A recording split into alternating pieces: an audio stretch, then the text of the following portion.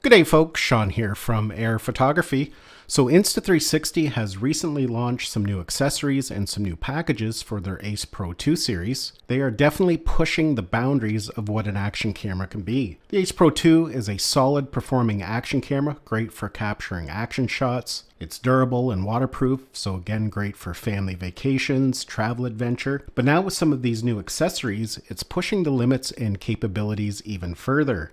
There's some new firmware to go along with it, and a lot of these accessories can be ordered separately, but you can also purchase them in new bundles. They have a new grip with a built-in battery, which is really nice.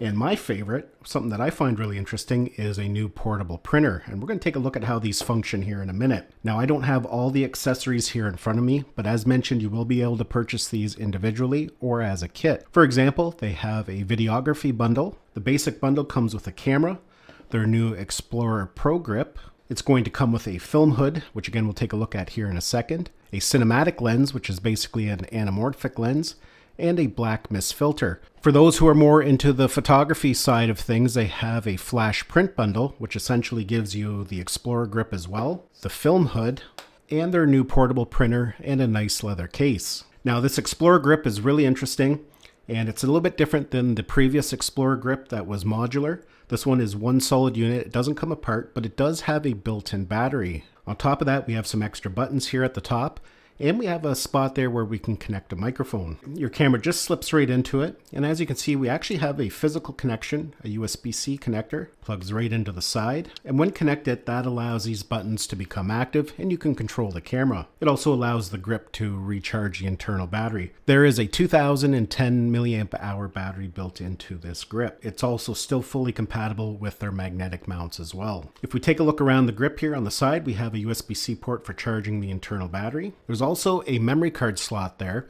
Now that memory card slot is not for storing photos. You can't record to it. Essentially, it's just a slot to store an extra memory card. It also comes with a wrist strap that can connect there to the side. When the camera is mounted in the grip, we can still make use of the flip out screen. At the top there, we have a shutter button. We can also use that to power on and power off the camera. Underneath that, we have a zoom button, so we can zoom in and out nice and fluidly. And we have a dial here that we can use to adjust many different settings. And you can customize that button in the software, and I'll show you that here in a second. And this is interesting here. You can see it comes out. They do recommend leaving this in if you don't have anything plugged in there, just to keep moisture out. But that is a microphone adapter. So if you want to mount a microphone, either a shotgun or a wireless style microphone, you can plug it directly into the camera body there. Now the screen hood is really interesting. It attaches via magnets. There's a magnetic strip you do have to put on there first. It's pretty minimal, but that does allow you to add it and take it off when you're not going to be using it. And as you can see, it just attaches. If you're going to be taking photos or filming in bright light, you can just pop that on. And now we've got a nice hood over the back screen. Your screen still folds out, so that's great for low shots. When you're done, just fold it up and you can pull it off. And this will work if you have your camera mounted in the Xplorer grip as well. Now let's go ahead and we're going to power the camera on here, and I'm going to demonstrate the printer there for you. You can see it automatically connects to the Xplorer grip, and if we go into our settings, you can see the Xplorer grip is listed there, and we can make some adjustments to the settings. This dial here right now by default will switch through the different pre-made filters, which we're going to take a look at here in a second. But we can use it to adjust the shutter speed. We can switch shooting modes, adjust the EV, adjust the ISO, or adjust the white balance. So it gives you more of a feel of a traditional camera. It even gives us the option to turn off the charging feature. So if we don't want it powering the camera, we can disable that feature as well. Now, part of the firmware update is we get some new color profiles, 2 from Licia and 2 from Insta360. The new ones from Licia are internal and black and white high contrast. And 2 new ones from Insta360. We have retro neon and we have vintage vacation. But let's go ahead here and we're going to take a look at the printer. I actually haven't even used this yet. I was saving it for this video, just so we can check out the setup process to see how easy it is. These cartridges are your photo paper. I do believe it takes 20 photos, or you can print 20 photos, I believe. And it's your printing as well. It's sublimation printing, and it will laminate the photo when it's done. To get replacement ones are fairly inexpensive. I do believe they're about $9.99. And as you can see, all you have to do, slide it in, and basically that's it. So we're going to power the unit on here. That's the power button there on the side. You can see that blue light is flashing. That means it's going to pair via Bluetooth. Again, you have to make sure you have the latest firmware, as you will need the latest firmware in order to connect to the printer. We're going to go over to Bluetooth, and we're going to select Pocket Printer. It's still in Bluetooth pairing mode. So it should find it here and connect, and there it is there. You can see it gives us some print settings. We can have it frameless or Polaroid style, and we can put the Leica watermark on, or we can leave it off. I do believe it will print with an Insta360 watermark. I don't think there's any way to get rid of that. When it comes to printing, there's a couple different ways in which we can do it. We can print photos that we already have saved on the memory card, or we can set it to print automatically when we take a photo. Now that's beneficial if you have this attached to the frame, which I'll show you here in a second. So I'm going to take a picture of my plant here.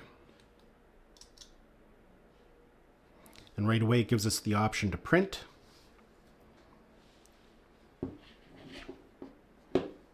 So we'll just let that do its thing. It is sublimation printing, so you will see it go in and out a few times.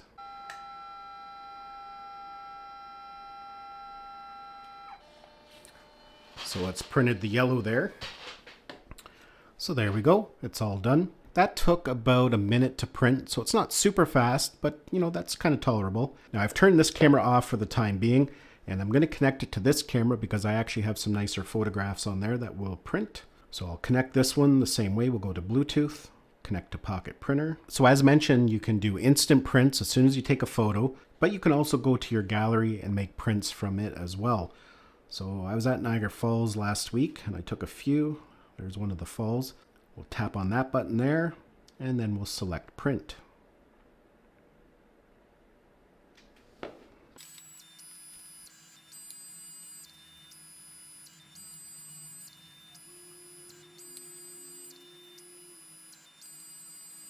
There we go there, it's all done. Yeah, it looks not too bad. Now as mentioned, we do have the Insta360 watermark there on the bottom.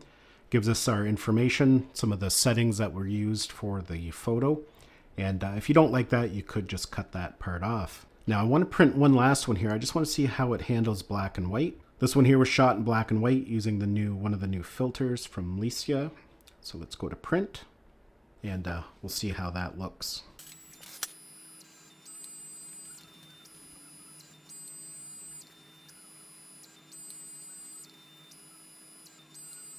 And there we go, there's the black and white. Actually looks pretty good as well. Now these are not super high quality prints by any means, but they actually look pretty good.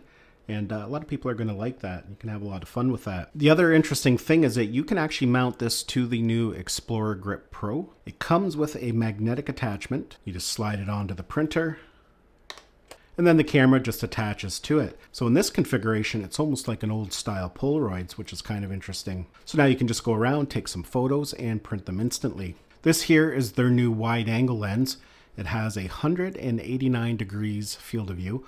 I haven't actually been able to test this out yet. I've been hoping to get out on my bike to do some riding because these look great for point of view shots in those types of scenarios. And the weather just hasn't been cooperating, but I do hope to get out this week and test that out. All you have to do is twist off the lens protector. Then you just attach the lens and twist it on. And it's the same whether you're using the wide angle lens, the cinematic lens, or the macro lens. And what we have to do is go in and turn that lens on. So again, we're going to go over to accessories.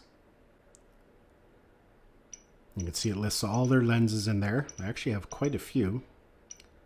So we're going to select the ultra wide lens. I'm actually looking forward to getting out and testing that. That is a nice wide field of view. So yeah, just a quick video going over some of the new accessories and packages from Insta360 and the Ace Pro 2 series. Hopefully you enjoyed this video and found it had value. Thanks a lot for watching, and we'll see you in the next one.